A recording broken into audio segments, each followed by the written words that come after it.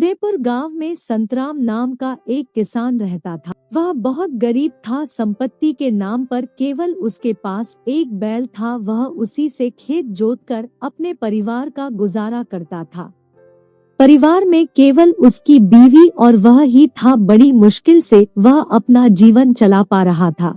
उसकी पत्नी हर रोज उसे ताना मारती और अपने भाग्य को कोसती, लेकिन संतराम दिल का सच्चा और शिव जी का भक्त भी था। वह हर रोज उठकर ओम नमः शिवाय का जाप करता और शिव जी को नतमस्तक प्रणाम करता। इससे पहले वह ना तो कुछ खाता और ना ही कुछ पीता। पूजा पाठ करने के बाद वह अपने काम में जुट जाता और बैल को लेकर अपने खेतों पर चला जाता। एक दिन वह अपने बैल को लेकर खेतों पर जा रहा था तो अचानक से एक काला बड़ा सांप आया और बैल को डस लिया। संतराम को इसका अंदाजा भी न लगा। कुछ देर चलने के बाद बैल अचानक से गिर गया। संतराम कहने लगा, इसे देखो, आलस के मारे सो गया। उठ, अभी तो हमें बहुत सारा काम करना है, वरना शाम को तेरी मालकिन खाना भी नहीं देगी। थोड़ी देर बैल से बात करने के बाद संतराम की नजर इधर उधर जाने उसने देखा कि एक काला सांप बैल के दाएं तरफ से निकल कर गया है। वह समझ गया कि सांप ने बैल को डस लिया है, जिसकी वजह से बैल मर गया है। अब तो संतराम बिलख बिलख कर रोने लगा, क्योंकि उसके जीवन निर्वाह का एकमात्र साधन केवल वही बैल था। अगर बैल ना रहा तो वह अपने परिवार का गुजारा भी नहीं कर पाता, क्योंकि उसके पास जीविका चलाने के लिए कोई दूसरा साधन भी नहीं था। वह जोर जोर से रोने लगा और शिव जी से विनती करने लगा कि हे महादेव, आपको तो पता ही है, यह बैल ही था जो हमारे परिवार का गुजारा कर पा रहा है। अगर यह नहीं रहा तो मैं तो जीते जी मर जाऊंगा। रोते रोते सुखीराम बैल के पीठ पर ही अपना सर रख के सो गया और शिव जी का जाप करता रहा। कुछ देर बाद शिव जी वहाँ प्रकट हुए और बोले, संतराम उठो, क्या हुआ? तुम इस तरह क्यों रो रहे हो?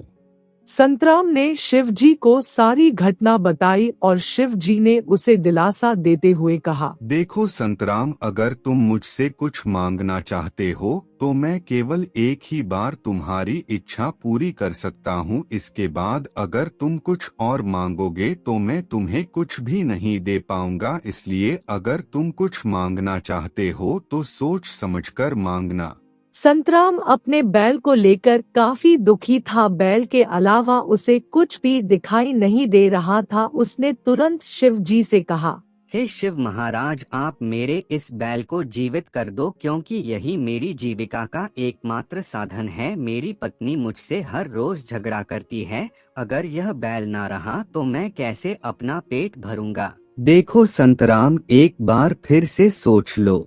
हे महादेव, मुझे तो बस मेरा बैल ही बैल चाहिए। शिव जी ने संतराम को एक बार फिर सोचने को कहा, लेकिन संतराम अपनी बात पर अड़ा रहा। फिर शिव जी ने कहा, ठीक है, मैं तुम्हारे इस बैल को जीवित कर देता हूँ और वरदान देता हूँ कि यह बैल हमेशा तुम्हारे साथ रहेगा। शिव जी ने उस बैल के सर पर हाथ फेरा और बैल तुरंत उठकर खड़ा हो गया। यह देखकर संतराम बहुत खुश होता है और वह शिव जी को धन्यवाद देते हुए सीधा अपने घर चला जाता है। आज संतराम बहुत खुश है, क्योंकि आज उसने शिव जी के भी दर्शन किए और साथ ही अपने मरे हुए बैल को भी जिंदा घर वापस ला पाया। घर आते ही वह अपनी पत्नी सुचित्रा को आवाज लगाता है, अरे सुनो भागवान, कहाँ पर हो तुम? उसकी आवाज सुनकर सुचित्रा गुस्से में बोलती है, क्या हुआ?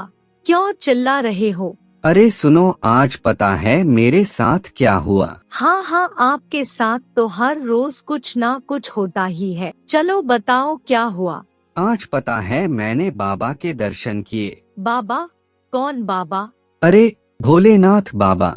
लेकिन कैसे और कहाँ? आज सुबह जब मैं खेतों पर जा रहा था अपने काले बैल को लेकर, तो अचानक से एक काले सांप ने उसे डस लिया और उसकी मौत हो गई। यह सब देखकर मैं रोने लगा और शिव जी का जाप करने लगा। कुछ समय बाद भोलेनाथ खुद प्रकट हुए और उन्होंने मेरे मरे हुए बैल को भी जिंदा कर दिया। उन्होंने मुझसे कहा था कि मैं उनसे कुछ भी मांग सकता हूँ, तो मैंने अपने मरे हुए बैल के प्राण मांग लिए। सुचित्रा संतराम की बातों को ध्यान से सुन रही थी। यह सब सुनकर उसने तुरंत संतराम को डांट लगाते हुए कहा, हाय रे मेरी फूटी किस्मत। खुद भोलेनाथ ने आकर इस लाचार को दर्शन दिए और खुद कहा कि मांगो जो मांग सकते हो, लेकिन इसने मांगा भी तो क्या, एक बैल के प्राण। इस बैल से तुम कितना कमा लोगे, कब तक तुम यूं ही गरीबों की जिंदगी जीते रहोगे। धन संपत्ति, घर मकान, गाड़ी बंगला मांगने की बजाय एक बैल मांगा। लगता है मैं इस गरीबी को देखते देखते ही मर जाऊंगी। सुचित्रा की ऐसी बातें सुनकर संतराम थोड़ा सोचता है और कहता है, अरे हाँ, मैंने तो इसके बारे में बिल्कुल सोचा ही नहीं। कोई बात नहीं सुचित्रा, मैं कल सुबह दोबारा जाऊंगा और शिव जी से धन संपत्ति, गाड़ी बंगला मांगूंगा। तुम झगड़ा मत करो। अगली सुबह संतराम फिर से उसी जगह जाता है जहाँ पर शिव जी ने उसे दर्शन दिए थे। वह बैल को पेड़ से बांधकर शिव जी का जाप करने लगा। कुछ समय जाप करने के बाद शिव जी वहाँ प्रकट हुए और बोले, क्या हुआ संतराम अब?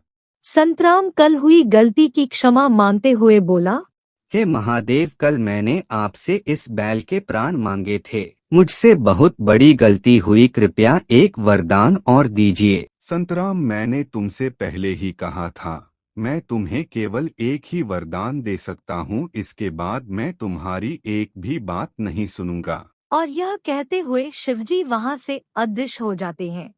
संतराम निराश होकर घर वापस लौट आता है और आज हुई सारी घटना फिर से अपनी पत्नी को सुनाता है। सुचित्रा संतराम की बात को ध्यान से सुनती है और कहती है, तुमसे अब कुछ नहीं होगा, अब सब कुछ मुझे ही करना होगा।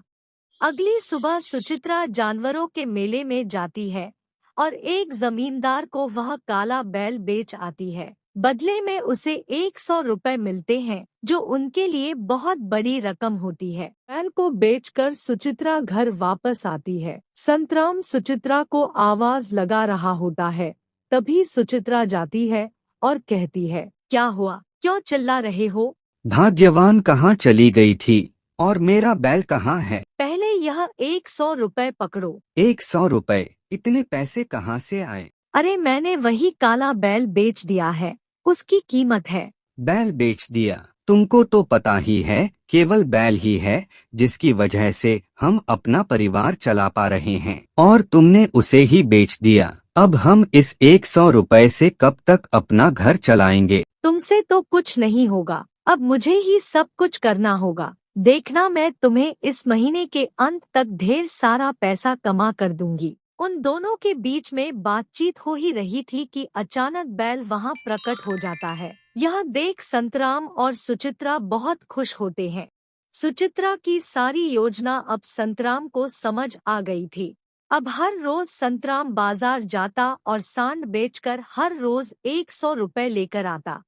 ये इसी तरह चलता रहा और 1 महीने में उन्होंने अपना अच्छा सा घर, गाड़ी और ढेर सारा पैसा कमा लिया। अब वे दोनों एक सुखी जीवन जीते हैं।